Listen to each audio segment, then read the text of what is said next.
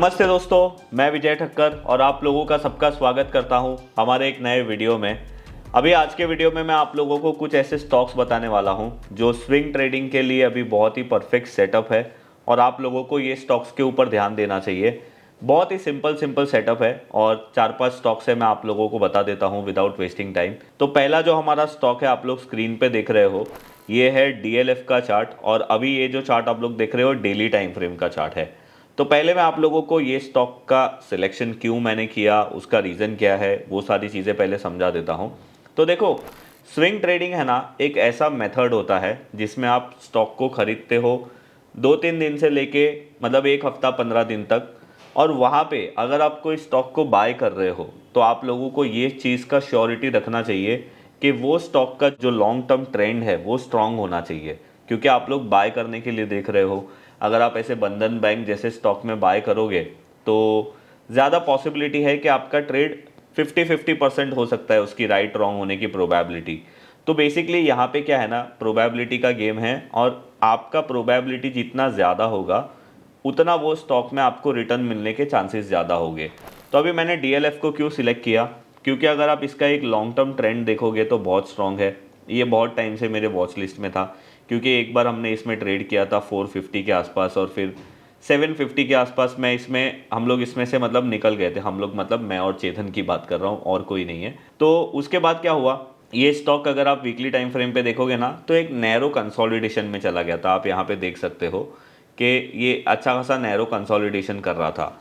पर अभी मेरे ये स्टॉक में ध्यान क्यों आ रहा है, अभी जब भी आप स्विंग ट्रेडिंग करते हो ना तो आप लोगों को हमेशा डेली टाइम फ्रेम का चार्ट देखना चाहिए, क्योंकि आप ट्रेड जो लेने वाले हो वो 2-3 दिन से 15 दिन या 20 दिन तक ही रहने वाला है। तो आप लोगों का रिस्क टू रिवॉर्ड जो है वो डेली टाइम फ्रेम में एटलीस्ट आपका रिस्क अच्छी तरीके से डिफाइंड हो जाता है।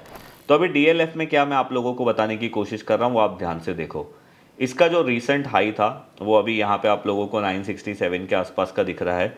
पर आप अभी यहाँ पे डेली टाइम फ्रेम में देखो, एक चीज़ आप लोगों को यहाँ पे समझ आएगी कि ये स्टॉक है ना ऐसे एक तरीके से यहाँ पे राउंडिंग बॉटम बना रहा है और इसने अभी रिसेंटली एक जो हाई मारा था वो एक तरीके से एक मेजर रेजिस्टेंस बन गया है। और जिस दिन मैं ये वीडियो रिकॉर्ड कर रहा हूँ 1 अक्टूबर को 3:45 के आसपास, आप ये वीडियो 2 अक्टूबर को देखोगे और आज मार्केट में छुट्टी है। पर अभी यहाँ पे बात क्या है, हमारा ट्रेड क्या है उसकी बात करते हैं। तो अभी DLF का ये जो रीसेंट हाई है, देखो आप लोगों को यहाँ पे एक डॉटेड डॉटेड लाइन दिखेगी। ये मैंने रखा है 30 सितंबर कैंडल का हाई का एक अलर्ट रखा है। तो आप लोगों को ये मार्क करना है और वो नंबर क्या है 917.90, मतलब आप 918 पकड़ लो।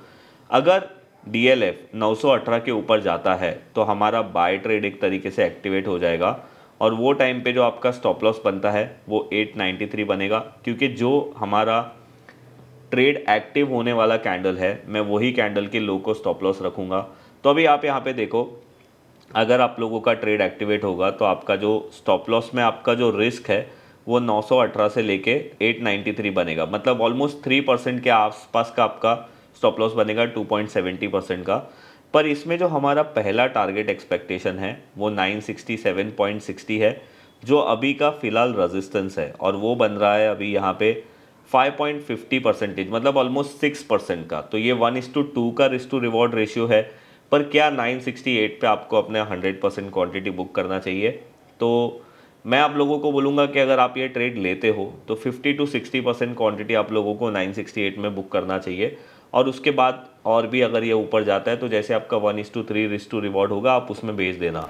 अब जनरली जो हम लोग संडे के वीडियो में बात करते हैं उसमें रिस्क टू रिवॉर्ड रेशियो बहुत ज़्यादा होता है। किसी किसी में 1:5 होता है, 4 होता है, कभी कभी 1:6 भी होता है, क्योंकि वहाँ पे हम लोग वीकली और मंथली टाइम फ्रेम पे जो भी हमारा ट्रेड लेते हैं और जो भी हमारा एनालिसिस करते हैं वो बड़े टाइम फ्रेम के बेसिस पे होता है।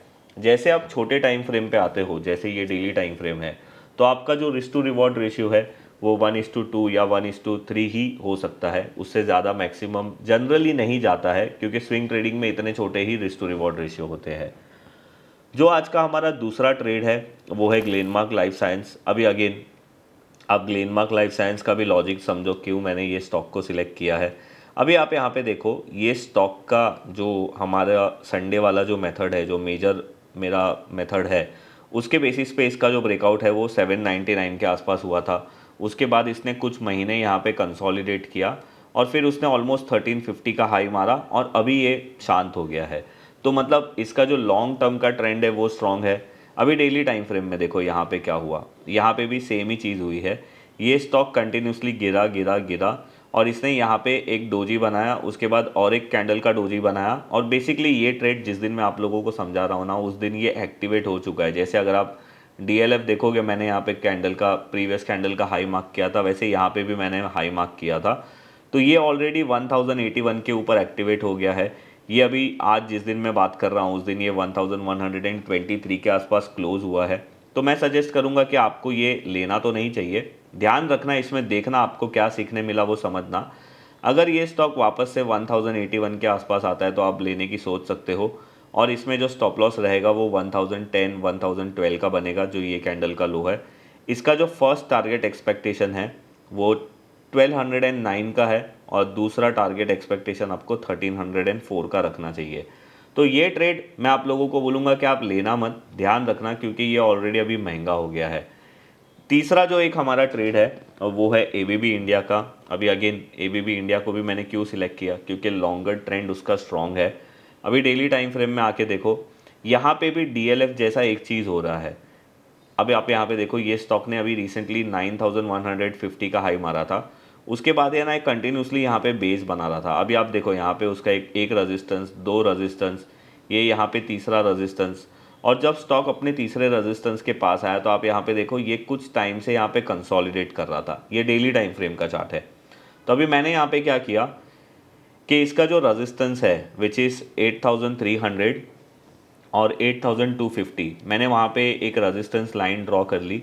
अभी अगर कल, या मतलब आप लोग वीडियो वेडनेसडे देख रहे हो, अगर ये थर्सडे 8300 के ऊपर जाता है तो आप लोगों को ये ट्रेड एक्टिवेट हो जाएगा और आप लोगों को यही कैंडल का लो, मतलब जिस दिन मैं ये वीडियो बना रहा हूँ 1 अक्टूबर के कैंडल का लो विच इज़ 8085 का स्टॉप लॉस रखना है। और इसका जो टारगेट एक्सपेक्टेशन है आप लोग रख सकते हो 8700 का, और उसके भी ऊपर जाएगा तो ये मोस्टली ऑल टाइम हाई भी मार सकता है। तो रिस्क टू रिवॉर्ड देखो, मैंने आप लोगों को पहले ही बोला कि 1:2 या 1:3 ही मिल सकता है आप लोगों को स्विंग ट्रेडिंग में, उससे ज़्यादा आप लोगों को नहीं मिल सकता है। एक और जो स्टॉक है वो मैं आप लोगों को ज़रा अच्छी तरीके से समझाता हूँ, क्योंकि ये स्टॉक अभी तक एक्टिवेट नहीं हुआ है, ये एक्टिव होगा तो अच्छा हो जाएगा। अभी देखो आप लोग जो चार्ट देख रहे हो ना, वो अतुल लिमिटेड का देख रहे हो। अभी यहाँ पे समझने की बात करो कि फ़िलहाल ये स्टॉक नॉर्मल नहीं है, मतलब ये नॉर्मल जो हमारा स्ट्रॉन्ग स्टॉक होता है ना, वैसा स्ट्रॉन्ग स्टॉक नहीं है। पर यहाँ पे एक चीज़ है जो आप लोगों को ज़रूर ध्यान में देनी चाहिए, और वो चीज़ ये है कि ये स्टॉक अपने ऑल टाइम हाई से अच्छा खासा गिरा था, ऑलमोस्ट 50% गिर चुका था। फिर इसने यहाँ पे कुछ रेजिस्टेंस बनाए और ये रिसेंटली अभी कुछ महीने पहले, मतलब जुलाई महीने में इसने बहुत अच्छा ब्रेकआउट किया। ये मंथली कैंडल है। उसके बाद आप देखो ये 3 से 4 महीने से ये स्टॉक है ना एक लेवल पे अटक गया है। तो अभी हम लोग वीकली टाइम फ्रेम में आते हैं। अभी आप वीकली टाइम फ्रेम में देख सकते हो कि ये स्टॉक कंटिन्यूसली यहाँ पे एक रेजिस्टेंस बना रहा है, एक रेंज में अटक गया है। तो अभी यहाँ पे हमारा ट्रेड प्लान क्या बनता है, उसके लिए हम लोग डेली टाइम फ्रेम में आएंगे। बहुत सिंपल ट्रेड प्लान है यहाँ पे कि जब भी ये स्टॉक 8134 के ऊपर क्रॉस होता है, 8134 के ऊपर, देखो मैंने यहाँ पे अलर्ट भी लगा के रखा है, वो टाइम पे आपका ट्रेड एक्टिवेट हो जाएगा। अब आप वो टाइम पे वही कैंडल के लो को एज अ स्टॉप लॉस लगा सकते हो। और अगर आप लोगों को टारगेट कैलकुलेट करना है तो आप लोग जो ये रेंज है, जो इसकी कंसोलिडेशन की रेंज है, उसको अगर अप्लाई करके ऊपर डाल दोगे तो आप लोगों को दिखेगा कि ये स्टॉक में जो अपसाइड का टारगेट है वो 8820।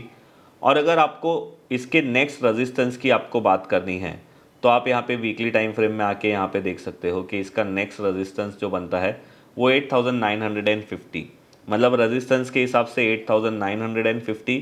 और अगर मैं रेंज कैलकुलेशन करूँ तो 8850 का इसमें टारगेट बनता है, पर ओनली एंड अबव 8135 वहाँ पे ही ये ट्रेड एक्टिवेट होगा। उससे पहले आप सोचना भी मत इसके बारे में, क्योंकि ये और लंबा भी कंसोलिडेट कर सकता है। तो वो चीज़ आप ज़रूर ध्यान में रखना।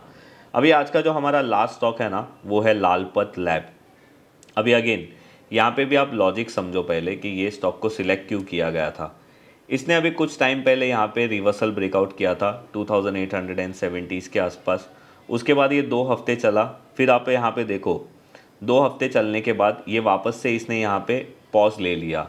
तो मैंने आप लोगों को पहले भी बहुत बार स्विंग ट्रेडिंग में समझाया है कि अगर कोई स्टॉक अच्छी रैली लेता है ना तो थोड़ा पॉज करता है और फिर वापस चलता है, फिर वापस थोड़ी रैली लेगा, फिर पॉज करेगा। जब तक कि अपना ट्रेंड ख़राब नहीं कर देता है ना, तब तक कि अपने हमेशा प्रीवियस रेजिस्टेंस के ऊपर ब्रेकआउट करने के बाद चलता ही है। तो ये स्टॉक में भी वो चीज़ बन रही है और आप लोगों को यहाँ पे क्लियरली दिख भी रही होगी। अभी हम आ जाते हैं डेली टाइम फ्रेम के ऊपर। अगर आप यहाँ पे एक छोटी सी ट्रेंड लाइन भी डालते हो तो आप लोगों को समझ में आएगा कि ये स्टॉक जो अभी यहाँ पे कंसोलिडेट कर रहा था, उसने 1 अक्टूबर को ही अपने कंसोलिडेशन को ब्रेक किया है। अगर आप लोगों को ये स्टॉक बाय करना है तो आप लोग ये स्टॉक में जो स्टॉप लॉस है वो ये कैंडल का लो, मतलब 1 अक्टूबर के कैंडल का लो विच इज़ 3300, वो रख सकते हो। और आप इसमें एक छोटा सा रेंज कैलकुलेशन करके भी टारगेट निकाल सकते हो। तो इसमें जो अपसाइड का टारगेट बन रहा है वो 3620 का बन रहा है। तो ये भी एक स्टॉक है जो स्ट्रॉन्ग है, आप लोग ध्यान में रख सकते हो। और 3650 3700 तक ये भी आ सकता है। तो ये सारे वो स्टॉक्स है जो स्विंग ट्रेडिंग में मुझे अच्छे लग रहे हैं और मैंने अभी आप लोगों को बता दिए।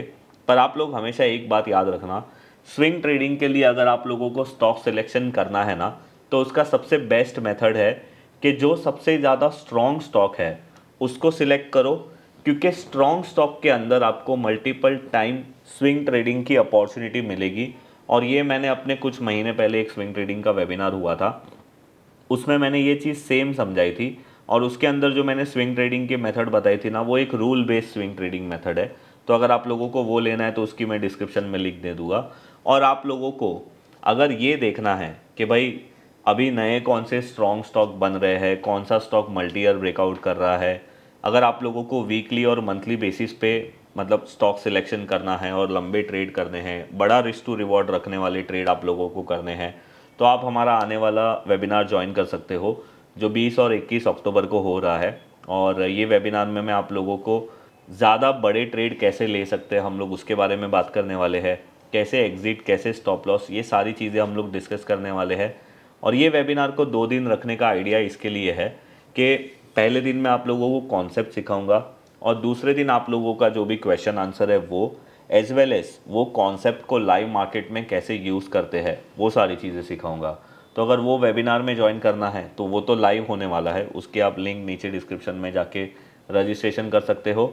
और बहुत सारे लोगों के क्वेश्चन आ रहे थे कि विजय भाई क्या वो वेबिनार का रिकॉर्डिंग मिलेगा, तो डेफिनेटली आप लोगों को उसका रिकॉर्डिंग मिलेगा। अगर आप ज्वाइन नहीं करोगे तो भी आपको रिकॉर्डिंग मिलेगा, बट वो रिकॉर्डिंग आपके पास रहेगा 1 महीने के लिए। तो ये चीज़ आप ज़रूर ध्यान में रखना। तो बस अगर आप लोगों को वो वेबिनार ज्वाइन करना है तो उसकी लिंक नीचे डिस्क्रिप्शन में है। ये वीडियो पसंद आया है तो आप लाइक और शेयर ज़रूर करिए, और अगर आप हमारे चैनल पर नए हो तो हमारे चैनल को सब्सक्राइब ज़रूर करिए। मैं मिलूँगा आप लोगों को ऐसे ही कोई नेक्स्ट वीडियो में, तब तक के लिए बाय बाय।